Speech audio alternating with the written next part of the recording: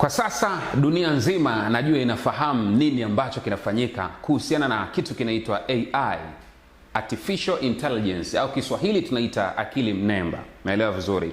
Wewe pia ambao unanitazama hapa, najua unaifahamu hiyo AI. Na AI kazi yake kubwa ni kuhakikisha bana inarahisishia kazi watu ambao pia wanaona kama kazi zinakuwa ndefu sana, lakini kuna wengine wanatamani kufanya ule mlolongo uwe mrefu na wafanye kitu kilicho bora zaidi. Tunaelewana vizuri. Sasa mapinduzi ya AI duniani kote sasa hivi imekuja kitofauti kabisa, na AI inakuruhusu kutengeneza aina yote ya kitu ambacho utatamani kukitengeneza.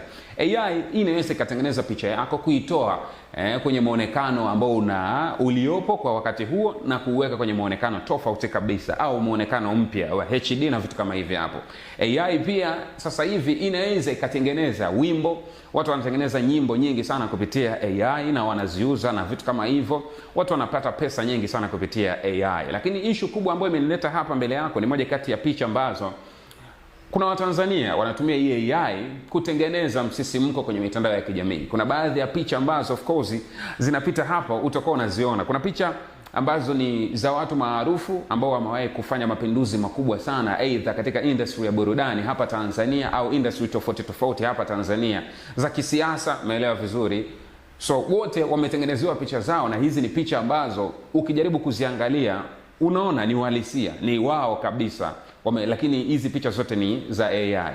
So hizi picha bana, ambao of course nitaanza kukupitishia pamoja baada ya nyingine ili uweze kuziona, ni picha ambazo zinaelezea namna the way ambavyo watu tuliowapenda, watu maarufu tuliowapenda wakati au enzi za uhai wao, bana, wakati tuko nao kwenye maisha ya uhalisia. Of course sasa hivi tuko nao kwenye maisha ya mioyoni na vitu kama hivyo ya kiimani, lakini wakati wa uhalisia wa maisha yao kila mmoja alipenda kuendelea kuwaona, lakini ndivyo hivyo bana, Mungu aliwapenda zaidi. Naelewa vizuri.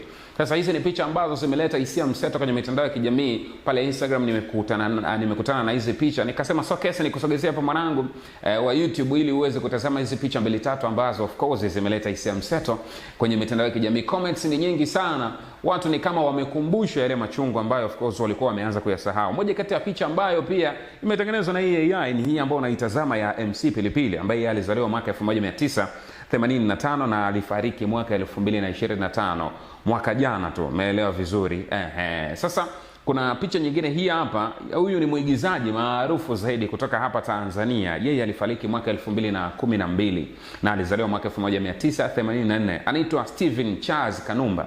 Tunamfahamu nadhani movie zake nyingi tunaenjoy, na niko na segment moja makini kwa ajili ya Kanumba, na tutakuja tuzungumze hapa time nyingine. Picha nyingine ambayo pia imetengenezwa na AI au akili mnemba bana, ni aliyekuwa rais wa Jamhuri ya Muungano wa Tanzania, anaitwa John Joseph Pombe Magufuli. Of course yeye alifariki mwaka 2021 na alizaliwa mwaka 1959. Umeelewa vizuri?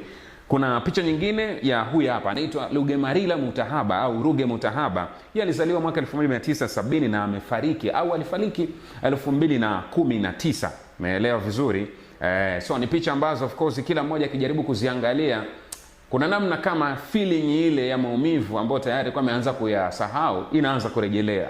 Mwingine, picha hii nyingine ya mwisho ambayo nimetamania ni kuonesha, ambayo imetengenezwa na AI, ambayo ndio inaleta hisia mseto kwenye mitandao ya kijamii. Bana, ni huyu hapa mwanamama, alikuwa anaitwa Grace Mapunda. Huyu alikuwa ni mwigizaji kwenye industry ya Bongo Movie Tanzania. Umeelewa vizuri?